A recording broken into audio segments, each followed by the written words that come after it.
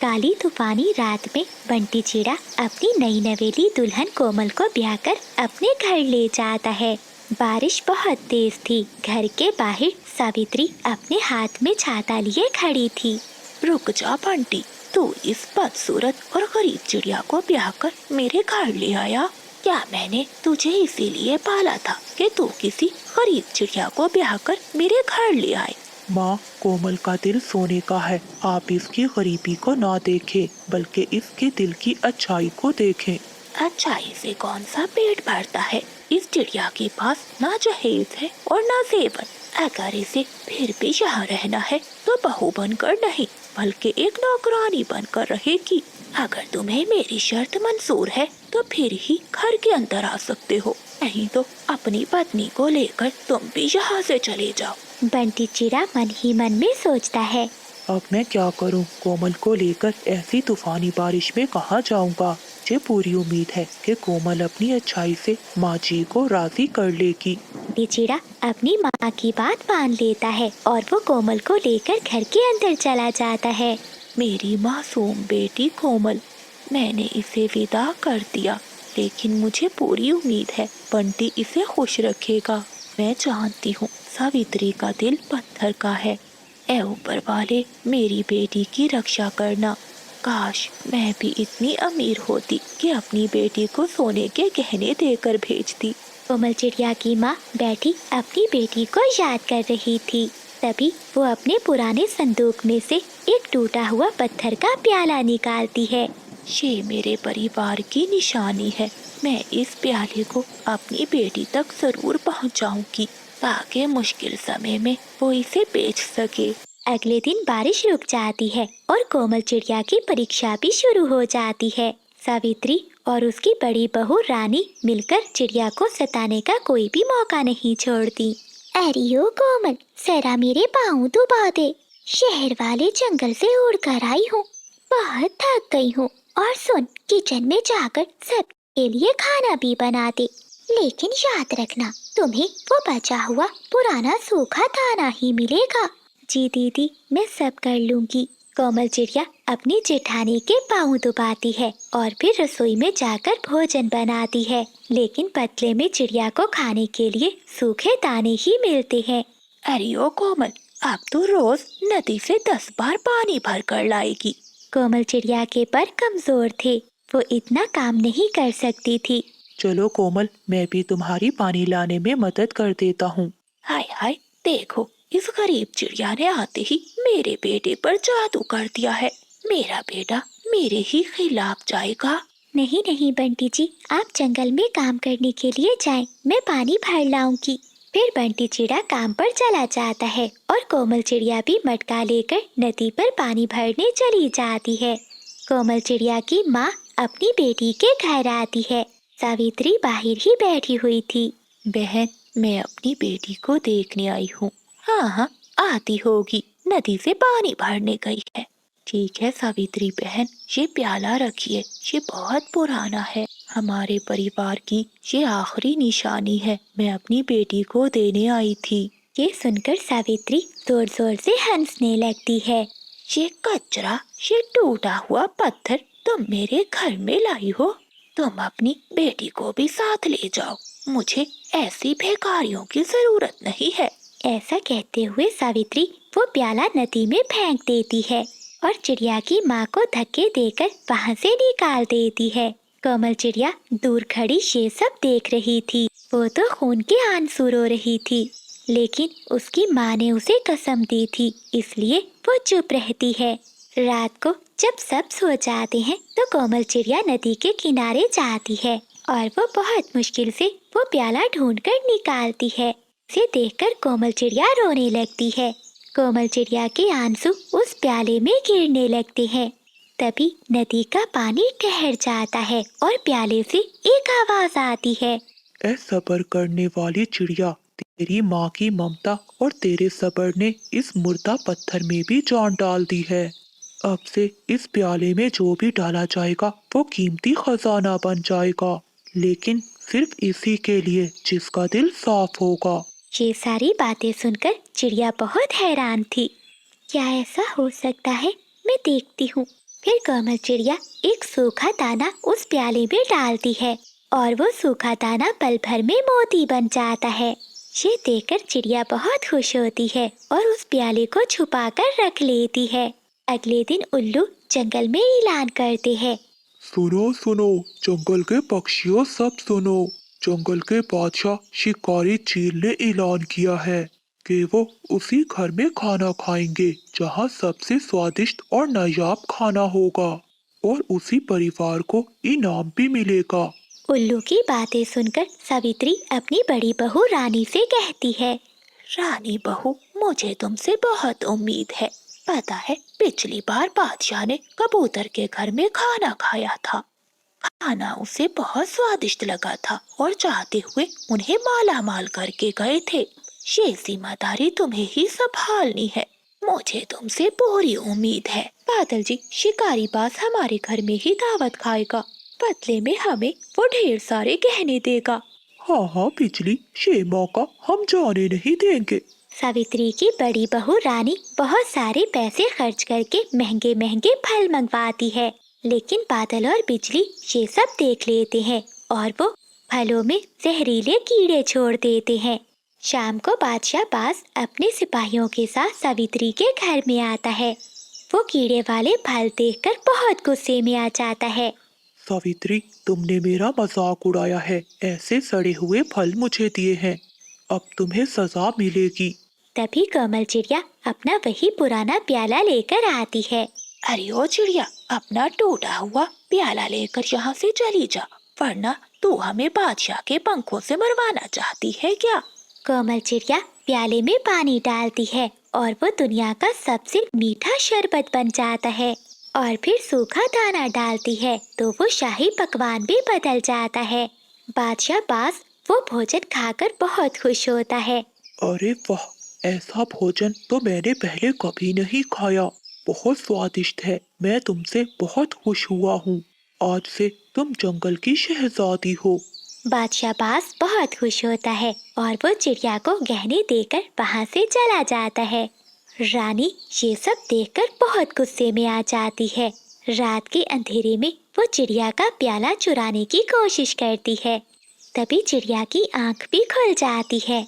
अरे दीदी, ये आप क्या कर रही हैं? ये प्याला मेरा है, मैं इस घर की बड़ी बहू हूँ।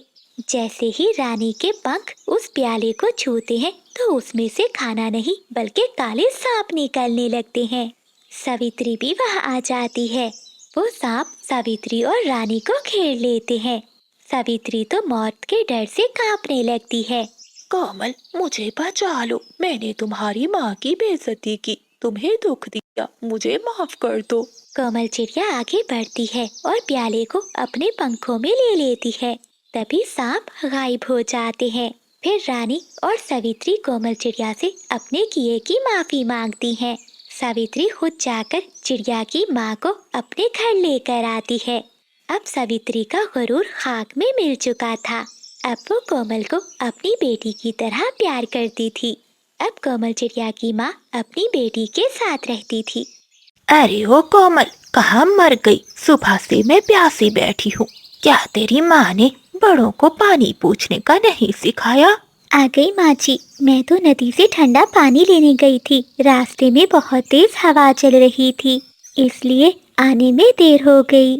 बहाने बनाना तो कोई तुझसे सीखे। जा, जब तक मेरा बेटा घर नहीं आता तू इस घोंसले में कदम नहीं रखेगी। कोमल चिड़िया चुपचाप रोती हुई घर से बाहर चली जाती है। जंगल के सबसे पुराने बरगद के पेड़ पर बंटी चिड़ा अपनी पत्नी और माँ के साथ रहता था। कोमल एक ऐसी चिड़िया थी जिसकी आवाज में शहद जैसी मिठास थी, लेकिन सावित्री को वो आवाज कांटों की तरह चुभती थी। उसी पेड़ के सामने एक सूखा हुआ पेड़ था जिस पर बादल कव्वा अपनी पत्नी बिजली कव्वी के साथ रहता था। वो कव्वे बहुत शैतान थे।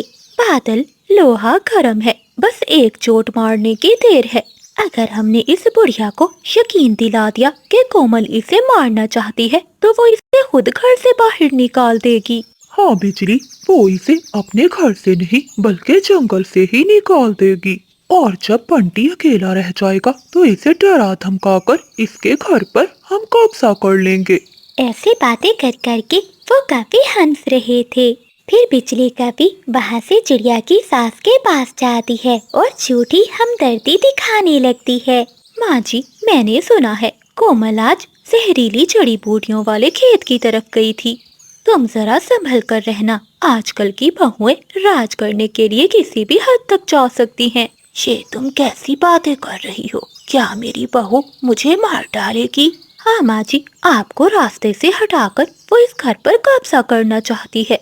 बिजली तो बहुत अच्छी है, अब से मैं ध्यान रखूंगी। ऐसे आग लगाकर बिजली कभी वहाँ से चली जाती है। अगले दिन सावित्री की हालत अचानक बिगड़ जाती है। इसके पर गिरने लगते हैं और वो बेहोश हो जाती है। अरे माँ जी, ये आपको क्या हो गया है? माँ जी उठिए।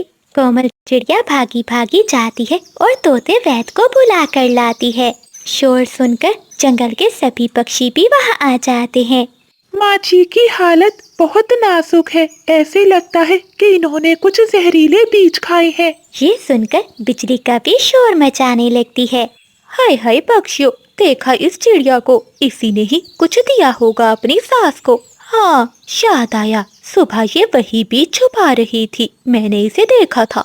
देखो कबूतर और बुलबुल बहन, ये मासूम शक्ल वाली चिड़िया कितनी बुरी है। तभी बंटी चिड़ा भी वहाँ आता है और ये सारी बातें सुन लेता है। कोमल, क्या ये सच है? क्या मेरी माँ की हालत तुम्हारी वजह से हुई है?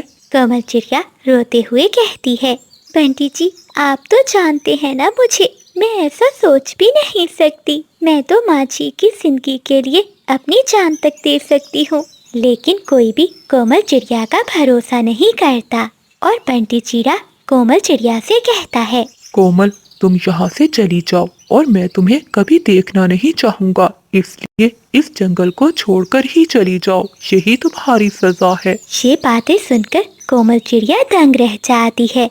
लेकिन चिड़िया हिम्मत हारने वाली नहीं थी। वो समझ गई थी कि ये सब कौवों का किया है। वो उस समय चुपचाप वहाँ से चली जाती है। जब रात हो जाती है तो कोमल चिड़िया चुपके से कौवों की खिड़की में जाकर छुप के बैठ जाती है।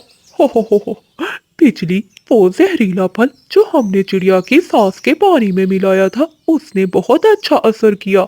अब बस कल का इंतजार है। जैसे ही सावित्री आखिरी सांसें लेगी तो हम बंटी को भी भगा देंगे। हाँ बादल जी, और जो बीज मैंने चिड़िया के घोंसले के नीचे छुपाए थे, वो तो पक्का सबूत बन जाएंगे।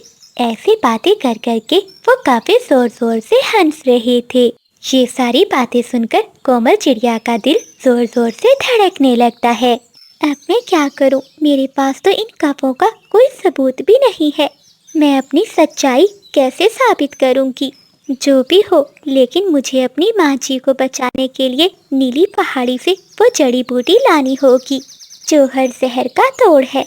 वो रात तो कोमल चिड़िया एक पेड़ की डाल पर गुजारती है। अगली सुबह होते ही वो नीली पहाड़ी की ओर चली जाती है। नीली पहाड़ी पर चीलों और बाजों का पहरा था। कोमल अकेली थी। रास्ते में चिड़िया को बुलबुल मिलती है। अरे चिड़िया बहन, ये क्या? ये रास्ता तो नीली पहाड़ी को जाता है, तुम वहाँ क्यों जा रही हो? वहाँ मत जाओ, वो चीलें और बाज तुम्हें मार डालेंगे। बहन, मेरी माँ जी की जिंदगी खतरे में है। अगर मैं वो जड़ी बूटी ना लेकर आई तो मेरी माँ जी को कुछ भी हो सकता है, और अगर उन्हें कुछ हो गया तो मैं कभी अपने आप को माफ नहीं कर पाऊंगी। मुझे हर हाल में जाना ही होगा। ऐसा कहते हुए कोमल चिड़िया वहाँ से आगे बढ़ जाती है। वो एक पहाड़ी के पीछे छुप जाती है। अरे ये क्या? यहाँ तो ढेर सारी चीलें हैं। अगर इन्होंने मुझे देख लिया तो ये मुझे मारकर खा जाएंगी। कोमल चिड़िया थोड़ी देर कुछ सोचती है और फिर वहाँ से उन चीलों के पास जाती है। अरे अरे, तुम सब यहाँ क्या कर रहे हो? यहाँ से जल्दी चले जाओ। मैंने अभी देखा है एक बहुत बड़ा चीलों का झुंड इसी ओर ही आ रहा है।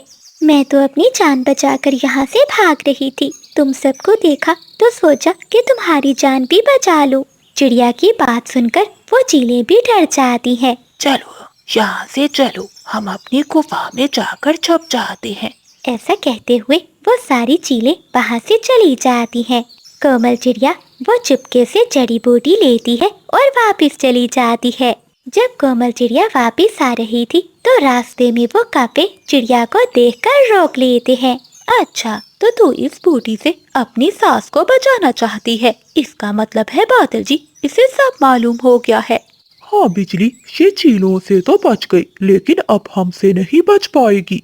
ऐसा कहते हुए बादल कौवा और बिजली कौवी चिड़िया पर हमला करने लगते हैं। कोई है, मेरी मदद करो, मुझे इन कौवों से बचाओ। तभी कबूतर कुछ पक्षियों को लेकर वहाँ आ जाता है और वो सब कौवों को घेर लेते हैं और उसे मार मार कर वहाँ से भगा देते हैं। कोमल चिड़िया घायल हो चुकी थी। वो आहिस्ता आहिस्ता उड़ते हुए अपने घोंसले में पहुँचती है और अपनी सास को वो जड़ी बूटी का रस देती है। कुछ ही समय में सावित्री अपनी आंखें खोल देती है। शुक्र है माँ जी, आप ठीक हैं। इसी समय कबूतर और बाकी पक्षी उन कौवों को वहाँ लेकर आते हैं। बंटी, तुम्हारी पत्नी निर्दोष है। ये सब किया कराया इन कौवों का ही है। कौवों, जल्दी से सारा सच बताओ, वरना हम तुम्हें पहाड़ी चीलों के हवाले कर देंगे। कौवे चीलों का नाम सुनते ही डर जाते हैं और वो सारा सच बता देते हैं। अब बंटी चिड़े और उसकी माँ को अपनी गलती का एहसास हो गया था। बेटी, मैंने तुझे आग में झोंका और तू मेरे लिए ही अमृत ले आई। मैं सास बनने के चक्कर में पक्षी बनना भूल गई। मुझे माफ कर दे कोमल बिटिया। हाँ कोमल, मुझे भी माफ कर दो। मैंने कुछ सोचे समझे बिना तुम पर शक किया। माँ जी और बंटी जी, जब घर में आग लगती है तो इसका दुश्मन ही फायदा उठाते हैं। अगर हम सब एक होते तो इन कौवों की इतनी हिम्मत ना होती कि ये हमारी तरफ आंख उठाकर भी देखते। फिर जंगल के सभी पक्षी मिलकर कौवा और कौवी को उस जंगल से निकाल देते हैं। तो दोस्तों, देखा आपने, नफरत की दीवारें हमेशा कमजोर होती हैं, जबकि मोहब्बत और सब्र का फल हर तूफान का मुकाबला कर सकता है। कोमल चिड़िया ने न सिर्फ अपनी सास की जान बचाई बल्कि अपने टूटते हुए घर को भी बचा लिया।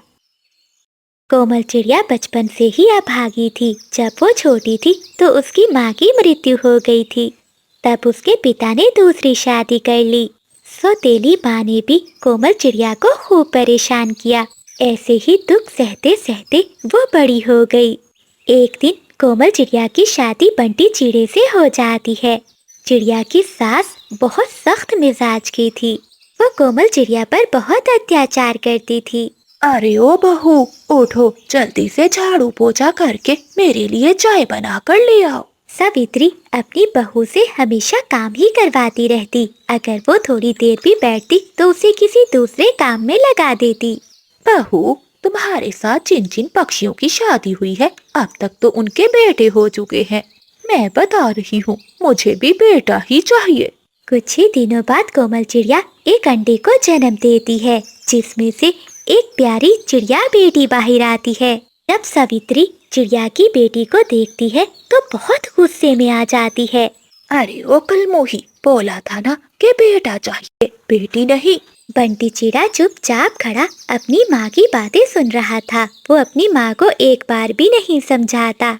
अगली बार कोमल चिड़िया फिर से एक अंडे को जन्म देती है। सुन ले, अगर इस बार बेटा ना आया तो तेरी खैर नहीं होगी। लेकिन कुछ दिनों बाद उस अंडे से भी एक चिड़िया बेटी बाहर आती है। ये देखकर सावित्री आसमान सर पर उठा लेती है। ऐ ऊपर वाले, लगता है मुझे पोते का मुंह देखने को नहीं मिलेगा।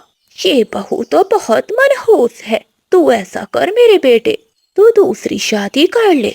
माँ, इसमें कोमल की कोई गलती नहीं है। एक बार फिर से इंतजार करके देख लेते हैं। अब की बार तू जैसा कहेगी मैं वैसा ही करूँगा। ऐसे ही कुछ दिन बीत जाते हैं। कुछ दिनों बाद कोमल चिड़िया फिर से एक बेटी को जन्म देती है। निकल जा, मेरे घर से निकल जा और अपनी तीनों बेटियों को भी लेकर जा। अब मैं तुझे इस घर में नहीं रख सकती। ऐसा कहते हुए सावित्री अपनी बहू और उसकी 3 बेटियों को घर से निकाल देती है। बंटी, तू चिंता नहीं कर, तेरी मैं शादी पारो चिड़िया से करवाऊंगी। वो बहुत सुंदर है। सावित्री अपने बेटे की शादी पारो चिड़िया से करवा देती है। बेचारी कोमल चिड़िया अब कहाँ जाती। वो अपनी 3 बेटियों को लेकर सामने वाले पेड़ पर एक तिनकों का घर बनाकर रहने लगती है। कोमल चिड़िया अब जंगल के पक्षियों के घरों में झाड़ू पोछा करने लगी थी। इसी तरह वो अपनी बेटियों का पेट पालती थी। कोमल चिड़िया के सामने ही बंटी चिड़ा अपनी दूसरी पत्नी के साथ रहता था। सावित्री अपनी दूसरी बहू का बहुत ख्याल रखती थी।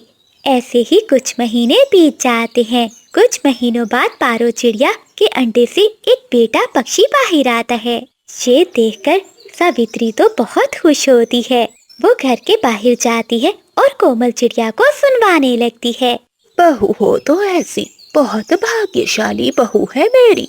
जरा देखो तो, आते ही पहले बेटे को जन्म दिया है, और ये दूसरी कमबख्त बहू है कि घर से निकाल भी दिया फिर भी पीछा नहीं छोड़ती।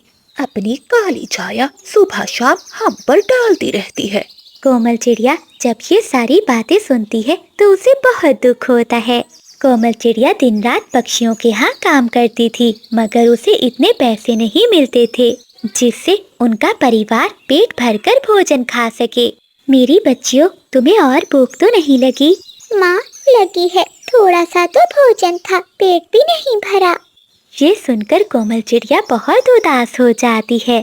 कभी कभी पारो चिड़िया भोजन ज्यादा बनाती थी और वो चुपके से अपने घर के बाहर भोजन रख दिया करती थी, जिससे कोमल की बेटियां वो भोजन उठाकर ले जाया करती थीं।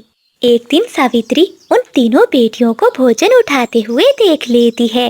अरे पापा, तुम अब तीनों यहाँ का भोजन खाओगी? क्या तुम्हें पता नहीं है कि तुम्हारी माँ को क्यों घर से निकाला था मैंने? तुम्हारी वजह से, तुम तीनों बेटियों की वजह से। ये बात सुनकर मीना, मुन्नी और चुन्नी के तो होश उड़ जाते हैं। मीना अपनी बहनों से कहती है, अरे, मुझे तो लगा था इसमें मम्मा की गलती है, हमें क्यों निकाला गया।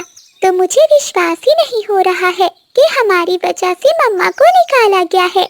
मम्मा कितनी तकलीफें उठा रही है सिर्फ हमारी बेटी होने की वजह से। सावित्री वो भोजन उठाती है और सामने एक बिल्ली को डाल देती है। अपने सामने बिल्ली को भोजन खाता हुआ देखकर वो तीनों बच्चियां रोने लगती हैं। उसी समय एक सुंदर पक्षी वहां आती है। अरे, तुम्हें शर्म नहीं आती? तुमने इन छोटी बच्चियों को भोजन नहीं खाने दिया। जो भोजन था वो तुमने बिल्ली को डाल दिया। क्या तुम्हें इन बच्चियों का दर्द नहीं है? तभी कोमल चिड़िया वहां आती है और वो ये सब देखकर रोने लगती है। तभी वो सुंदर पक्षी एक परी के रूप में बदल जाती है। परी सावित्री से कहती है, अभी तुरंत तुम कोमल चिड़िया के रूप में बन जाओ। अब तुम कोमल चिड़िया बनकर रहोगी। तभी एक जादू से सावित्री कोमल चिड़िया में बदल जाती है।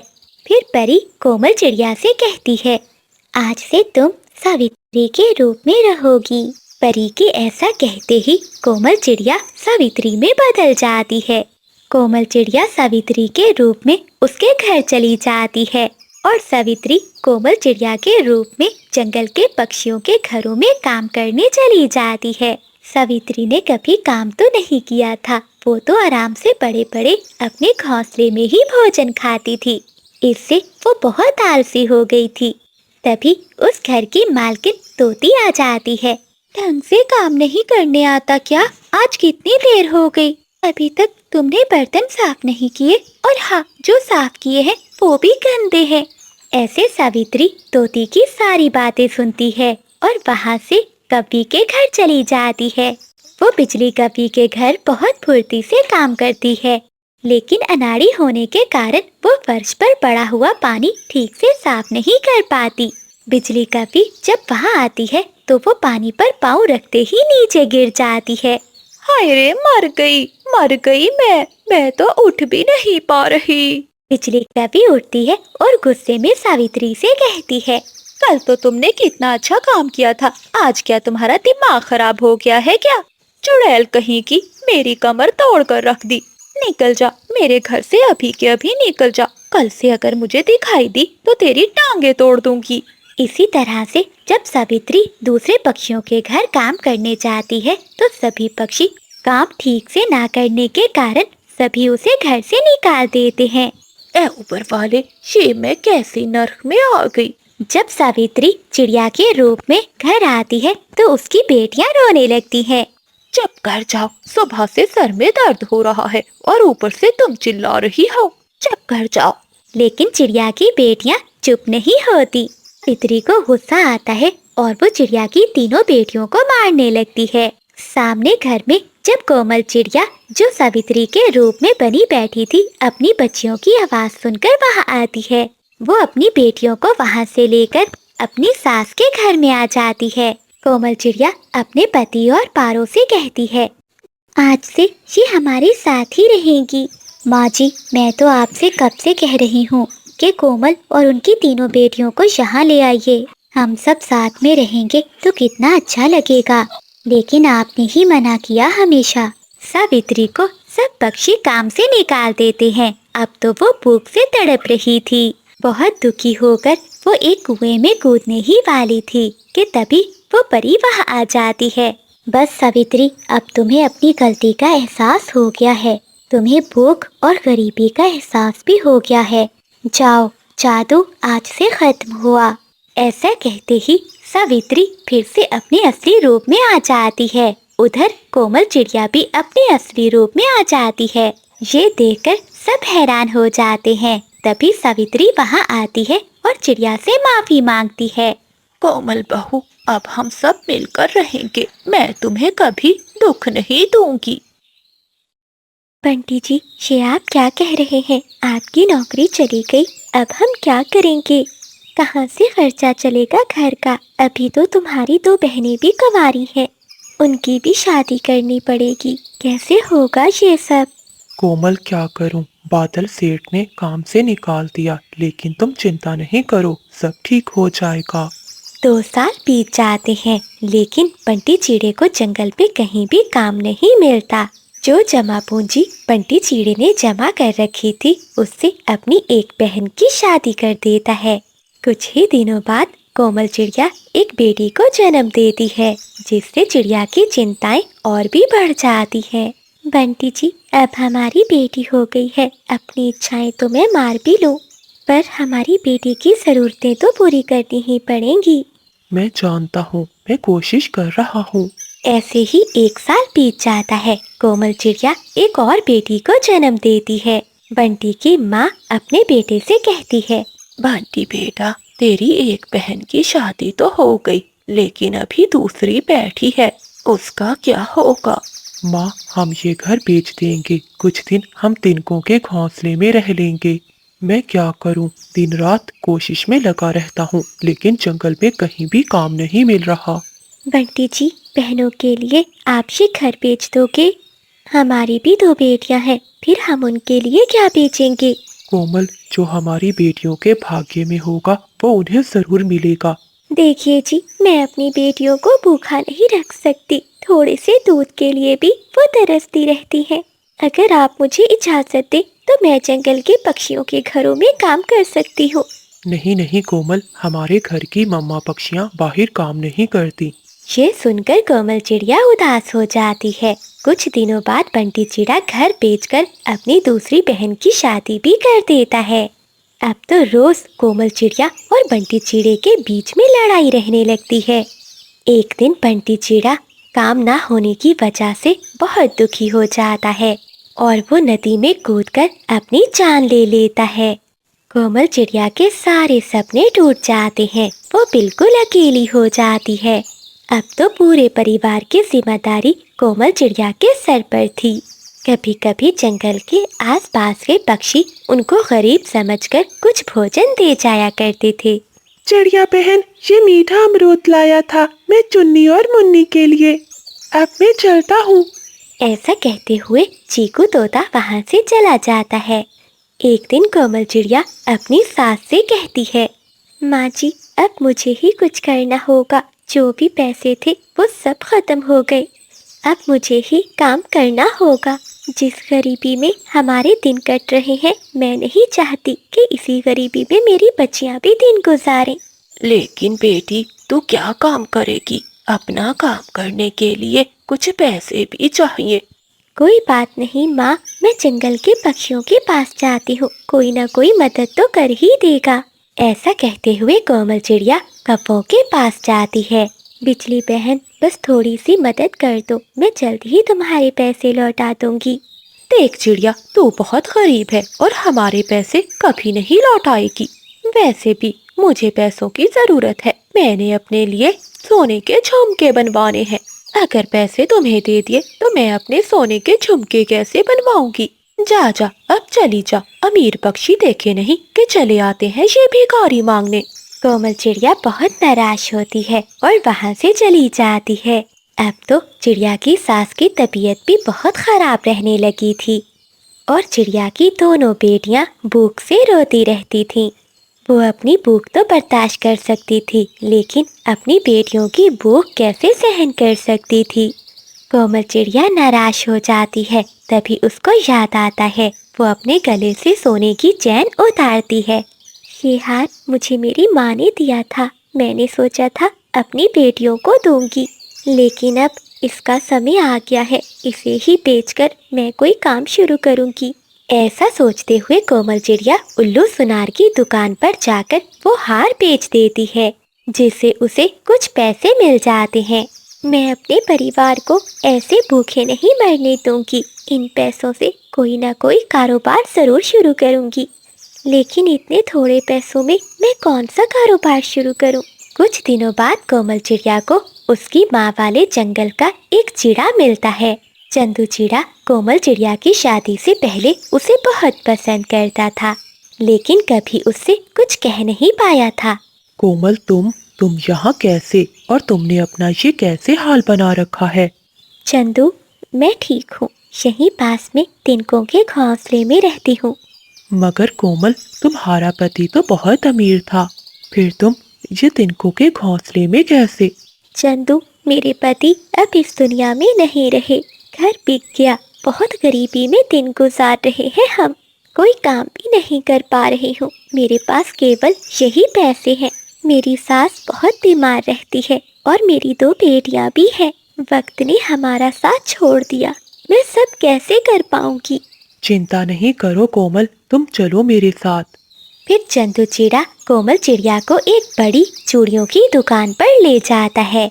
कोमल, ये मेरी ही दुकान है, तुम्हें फ्री में देकर मैं तुम्हारे आत्मसम्मान को ठेस नहीं पहुंचाना चाहता, इसलिए मैं तुम्हें कुछ पैसों में ये टोकरी भरकर चूड़ियां दे रहा हूँ।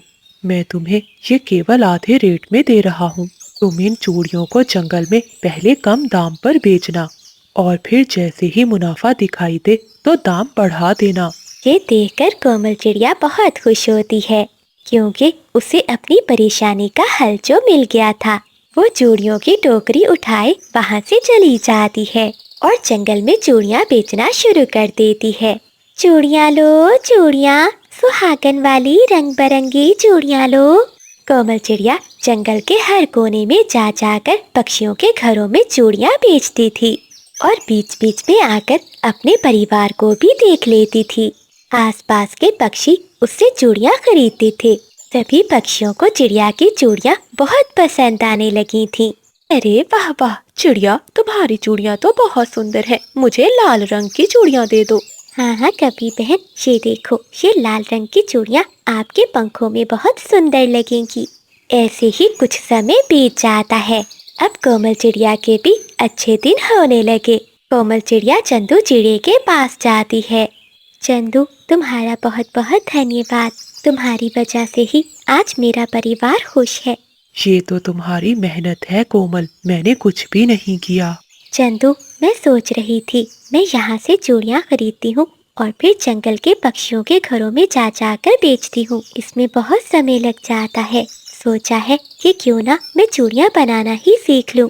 हाँ, ये तुमने बहुत अच्छा सोचा है कोमल, मैं तुम्हारी मदद करूँगा। अरे बादल, देखा तुमने, वो सामने पीपल के पेड़ पर चिड़ियाओं का परिवार कितना खुश रहता है। अब इनकी खुशियाँ मुझसे हजम नहीं हो रही। वो अपनी बहू कोमल को पलकों पर बिठा कर रखते हैं। हाँ बिजली, देखा तो है, वो बूढ़ा चिड़ा अपनी बहू को बेटियों की तरह प्यार करता है। लेकिन तुम चिंता नहीं करो, हम उनके कान ऐसे भरेंगे कि उनके घर में चूं चूं नहीं बल्कि चीखें सुनाई देंगी। आज शाम से ही हम अपना काम शुरू कर देंगे। देखना, वो बुढ़िया अपनी बहू की जान की दुश्मन बन जाएगी। जंगल के सबसे सुंदर पीपल के पेड़ पर एक छोटा सा सजा सजाया घोंसला था, जहाँ कोमल चिड़िया अपनी बूढ़ी सास और ससुर के साथ रहती थी। चिड़िया का पति दूसरे जंगल में काम करता था। कोमल चिड़िया मन की बहुत अच्छी थी। वो सुबह सवेरे उठते जंगल में जाती है और अपने सास ससुर के लिए दाना लाती है। देखो, हमारी बहू कितनी अच्छी है। जब से आई है हमारे बुढ़ापे को सहारा मिल गया है। हाँ, ये तुम ठीक कह रहे हो। मैं भी इसे अपनी बेटी ही मानती हूँ। ऊपर वाले ने हमें बहुत अच्छी बहू दी है। एक दोपहर जब बूढ़ी सास अकेली नदी पर पानी पी रही थी, तो बादल कौवा उड़ता हुआ वहां आता है। अरे माँ जी, आप यहाँ अकेली बैठी हैं? आपकी बहू आपके साथ नहीं आई? हाँ बेटा, वो घर के काम कर रही थी। मुझे प्यास लगी थी, सोचा जाकर नदी से पानी पी आती हूँ। अच्छा, लेकिन माँ जी, मैंने तो अभी आपकी बहू को नदी के उस पार चीकू तोते और कबूतर के साथ बैठे देखा है। ये तुम क्या कह रहे हो? हाँ माँ जी, वो बातें कर रहे थे। मैंने सुना आपकी बहू कह रही थी, ये बूढ़े सास ससुर मेरे सर पर बोझ बनते जा रहे हैं। जिस दिन ये मरेंगे सारा घोंसला मेरा होगा। क्या? नहीं बादल, मेरी कोमल बहू ऐसी नहीं है। तभी बिजली का भी उड़ती हुई वहां आ जाती है। अरे माँ जी, आप बहुत भोली हैं। ये छोटे पक्षी देखने में बहुत मासूम होते हैं, पर दिल के बहुत काले होते हैं। वो तो आपके बेटे को भी आपके खिलाफ भड़का रही है। कल ही वो बुलबुल से बातें कर रही थी, कह रही थी कि पति के आने पर सास ससुर को घर से निकलवा देगी और उन्हें पुराने खोखले पेड़ में छोड़ आएगी जहाँ सांप रहते हैं। बिजली कपी और बादल कपी की ये बातें सुनकर कोमल चिड़िया की सास के दिल में एक शक का बीज पैदा हो जाता है और वो गुस्से से लाल पीली होकर वहां से घर चली जाती है। जैसे ही वो घर पहुंचती है तो कोमल चिड़िया अपनी सास के लिए भोजन लेकर आती है। चिड़िया की सास तो बहुत गुस्से में थी। वो ठोकर मारकर वो सारा भोजन नीचे गिरा देती है। ले जा ये जहर, मुझे मारकर मेरा घर हड़पना चाहती है। मुझे सब पता चल गया है कि मेरे पीठ पीछे तू मेरे मरने की प्रार्थना करती है। कोमल चिड़िया ये सब सुनकर रोने लगती है। माँ जी, ये आप क्या कह रही हैं? मैंने तो कभी ऐसा नहीं सोचा। चुप कर जा, अब से तू इस घोंसले के अंदर कदम नहीं रखेगी। अब से तू बाहर डाल पर ही बैठी रहेगी और रात भर पहरा देगी। अगर सोई तो मैं तेरी आंखें निकाल लूंगी। बूढ़ा चिड़ा चुपचाप ये सब सुन रहा था। वो बीमार था, वो कुछ भी बोल नहीं पाता। कोमल चिड़िया रोते हुए वहां से चली जाती है। ठंडी रात में कोमल चिड़िया बाहर डाल पर बैठी रोती रहती है। वहीं दूर बैठे बिजली और बादल ये सब देखकर बहुत खुश हो रहे थे। ऐसे ही कई दिन गुजर जाते हैं।